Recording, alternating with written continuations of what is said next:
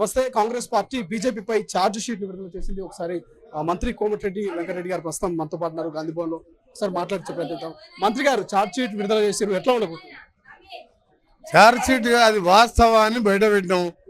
మోడీ గారు 2013లో ప్రధానమంత్రి కావాలని ఆ రోజు ఆయన చెప్పిన 72 లక్షల కోట్ల భారతదేశం బ్లాక్ మనీ భారతదేశ విదేశాలలో ఉన్నది, అది తీసుకొచ్చి ప్రతి అకౌంట్ లో 15 లక్షలు ఇస్తానని, సంవత్సరానికి 2 కోట్ల ఉద్యోగాల పేరు మీద 2022 నాటికి రైతుల ఇన్కమ్ డబుల్ చేస్తానని కళ్ళబొల్లి మాటలు చెప్పి 2 సార్లు అధికారంలోకి వచ్చి ఇవాళ అంబానీ అదానీ లాంటి 10 మంది బాగుపడరు తప్ప భారతదేశంలో ఒక ఇల్లు కట్టలే, ఒక ఉద్యోగం ఇవ్వలే, 15 లక్షలు కాదు 15 రూపాయలు కూడా ఇవ్వలేదు. దాని మీద ఇవాళ ఛార్జ్ షీటు వాస్తవానికి వేసాం. ఇంకొకటి క్యాష్ సెన్సెన్స్ మీద ఇవాళ రాహుల్ గాంధీ గారు నిన్ననే చెప్పిండు, నా ఏకైక లక్ష్యం క్యాష్ సెన్సెన్స్ చేసి రిజర్వేషన్ పెంచాలని.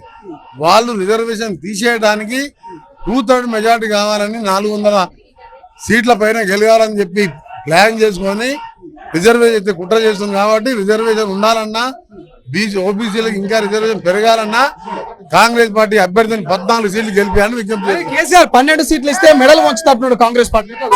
కేసీఆర్ లేదు, పార్టీ ఎప్పుడో వెళ్ళిపోయింది. తెలంగాణలో ఉన్నాయి 2 పార్టీలు.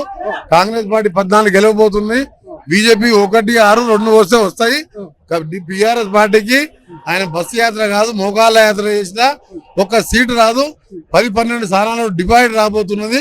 2-3 స్థానాల్లో డిబైట్ వస్తుంది. నా మాట మీరు చూసుకోండి. మీరు థ్యాంక్ యూ సో మచ్. ఇది మంత్రి కోమటిరెడ్డి వెంకటరెడ్డి గారు ఒక స్పష్టమైనటువంటి క్లారిటీ ఇచ్చేటువంటి ప్రయత్నం చేస్తున్నారు. 10-12 కాదు, అసలు మోకాల యాత్ర చేసినా కూడా ఇక అధికార పార్టీ అయినటువంటి కాంగ్రెస్ ను ఎలాగో మెజారిటీ ఆఫ్ సీట్లు సొంతం చేసుకోబోతుంది. కాబట్టి బీఆర్ఎస్ గా ఎలాగో మొన్న అసెంబ్లీ ఎన్నికల్లో అధికారం కోల్పోయింది, రానున్న రోజులు కూడా 0 సీట్లు వస్తారనేటువంటి రీతిలో అయితే కామెంట్ చేస్తున్నటువంటి పరిస్థితి. ఏదేమైనా బీజేపీ అయితే ఛార్జ్ షీట్ విడుదల చేసింది. ఈ ఛార్జ్ షీట్ విడుదల ద్వారా తెలంగాణ ప్రజలకు, దేశ ప్రజలకు కూడా గత 10 ఏళ్ల నుంచి ఏదైతే బీజేపీ వైఖరి కావచ్చు, బీజేపీ చేయని అభివృద్ధి ఏదైతే చేసినటువంటి అన్యాయాన్ని ప్రజలకు తీసుకెళ్తాం, ఖచ్చితంగా భారీ మెజార్టీతో మళ్ళీ అధికారంలోకి వస్తున్నటువంటి రీతిలో మంత్రి గారు కామెంట్ చేస్తున్నారు. కెమెరా పర్సన్ అజయ్తో శ్రీశైలం, తొలి వెలుగు, హైదరాబాద్.